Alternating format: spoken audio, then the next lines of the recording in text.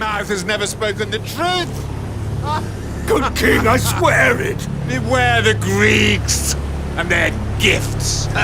So last weekend, myself and my wife went to see The Odyssey, Christopher Nolan's latest blockbuster, which, despite early casting controversies, has debuted to record Rotten Tomato scores and is being hailed by critics as one of the films of the year and a masterpiece. The question I have for them, however, is... You sure about that? You sure about that? You sure about that? Christopher Nolan's The Odyssey. So, what did I think?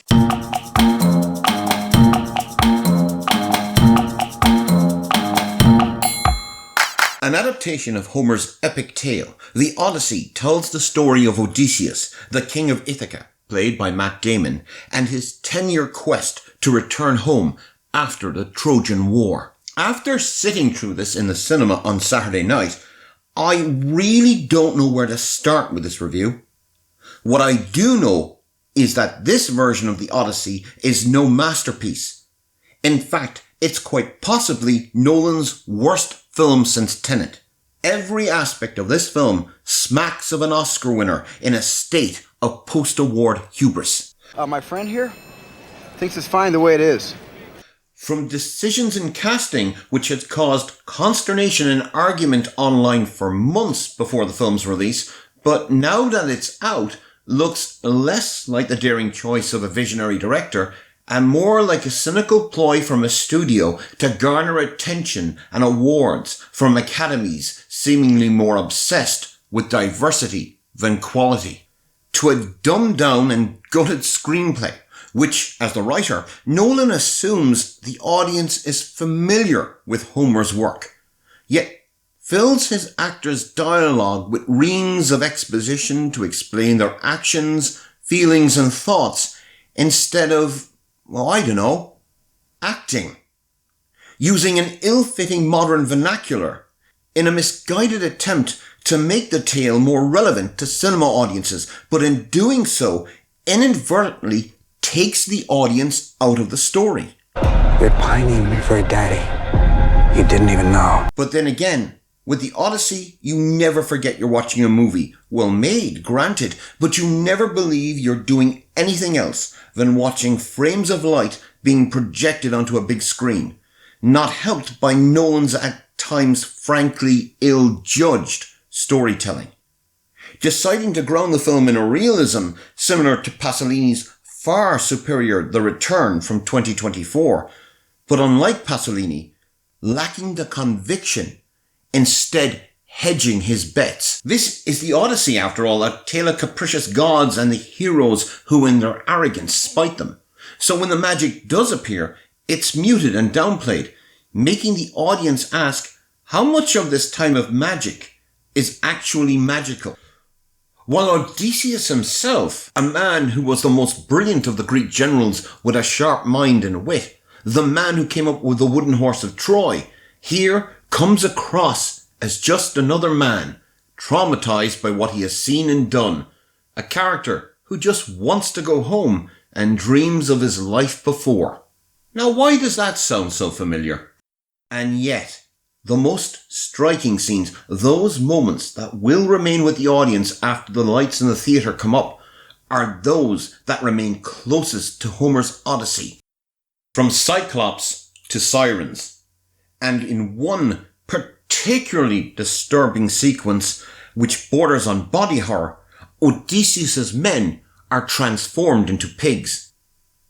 But just like that siren song that pulls men to their doom, Nolan cannot help but pull the story back to that ill-fitting and dull reality. And when I say dull, I mean that literally. Because for an epic story based on myth and legend, the Odyssey's cinematography by Hoyt van Hoytema is drenched in muted colours or oppressive darkness, such as in the sacking of Troy or the Cyclops cave. The only relief when it comes to light and colour is on Calypso's Island, which reminds audiences this story is supposed to be set in the sunny Mediterranean. And although Nolan is to be commended for his dedication to practical effects instead of CGI, the sequence in the Cyclops cave inadvertently gives the impression that practical effects have not really advanced since Ulysses, the 1954 Italian-American co-production starring Kirk Douglas. And while we are treated to grand on-screen vistas, thanks to Nolan's insistence on using IMAX cameras, that same format, with the camera's limitations, means fight scenes feel stunted and small compared to similar scenes in the otherwise rightly derided Troy. Then there are the performances, or in this case, lack of them. Now I'm actually going to be positive here for a moment and say Lupita Nyong'o's Helen of Troy shows a level of talent in the 3 minutes she's on screen that others in the cast can only dream of. While Robert Pattinson makes some attempt at being adequate as Antinous, the chief villain and suitor of Penelope. But the film belongs to Samantha Morton as Circe, the witch nymph who transforms Odysseus' men into pigs. Her performance dominates every moment she is on the screen. Unfortunately, everyone else in the main cast, from Matt Damon to John Leguizamo, are not really acting, but emoting. When you look up at the screen, you don't see Odysseus. You see Matt Damon saying the lines. That's not Telemachus. That's Tom Holland. But the cast cannot be blamed, because if their performances are empty, that's because of Nolan's empty words and equally empty direction. I think it's asleep. Order! Order! Knock it off! By the time we get close to the end, and Odysseus proclaims the Bronze Age is collapsing. Well, hang on. How does he know he's living in the Bronze Age? I found myself rolling my eyes at sheer hubris of Nolan to think that this was acceptable. Other reviewers have also mentioned when every time Odysseus orders his men, run away! Run away! You can't help but laugh. Is The Odyssey a bad movie? No. Is it the classic reviewers are proclaiming? You must be joking. To me, The Odyssey is this decade's crash. A critical darling which, if nothing better comes along, will sweep all the awards. And the Oscar goes to Crash.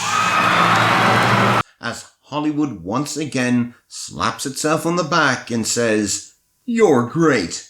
No, you're great. And once the veneer has worn away, we'll just as quickly say, "Well, don't look at me. I never liked it."